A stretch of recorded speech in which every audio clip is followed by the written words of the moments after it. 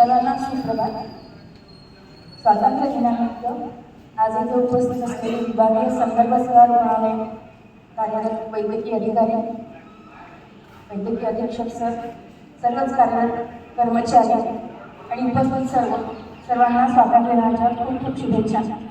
आणि मी डॉक्टर पूनम मोहकर, सहाय्यक संचालक आरोग्य सेवा कुष्ठरोग अमरावती. मागील 1-1.5 वर्षापासून गव्हर्नमेंट मेडिकल कॉलेजची बिल्डिंग जेव्हापासून इथे तयार झाली, आमचं ऑफिस विभागीय संदर्भ रुग्णालयाच्या फेज 2 बिल्डिंगमध्ये 2nd फ्लोअरला कार्यरत आहे. ते तात्पुरत्या स्वरूपामध्ये आहे. काही दिवसांनी नियमित बिल्डिंग झाल्यावर आम्ही आनंद घेऊ. पण तत्पूर्वी मला असं वाटतं की इथे उपस्थित बऱ्याच लोकांना माहिती नाही की कुष्ठरोग कार्यालय आपल्या विभागीय संदर्भ रुग्णालयाच्या बिल्डिंगमध्ये कार्यरत आहे.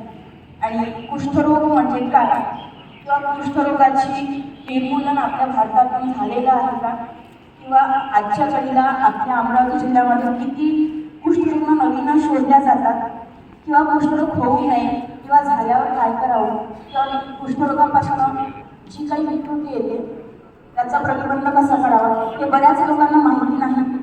तर त्याच्यामुळे मला आज सरांनी जी काही संधी उपलब्ध करून दिली आहे त्याबद्दल सरांचे खूप खूप धन्यवाद व्यक्त करते.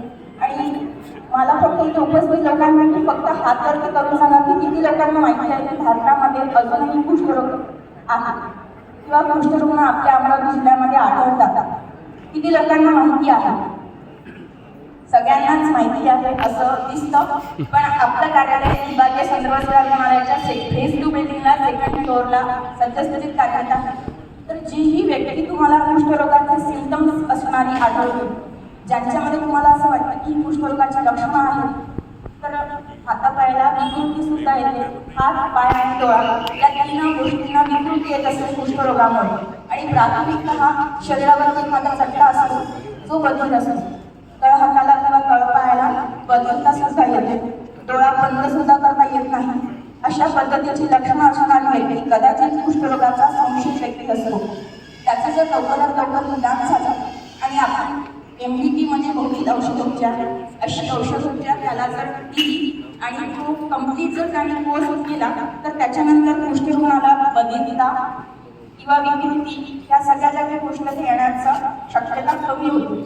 विकृती येऊ नये म्हणजे एखादा नवीन कुष्ठरुग्ण आपण शोधला पण त्याला विकृती आलेली आहे अशी परिस्थिती आपल्याला इथून पुढे नको आहे. 2027 पर्यंत 0 कुष्ठरुग्ण प्रसार असं शासनाचं ध्येय आहे. ते आपल्याला जर साकारायचं असेल तर लवकरात लवकर कुष्ठरुग्णाचं निदान औषधोपचार आपण सुरू करायला हवा.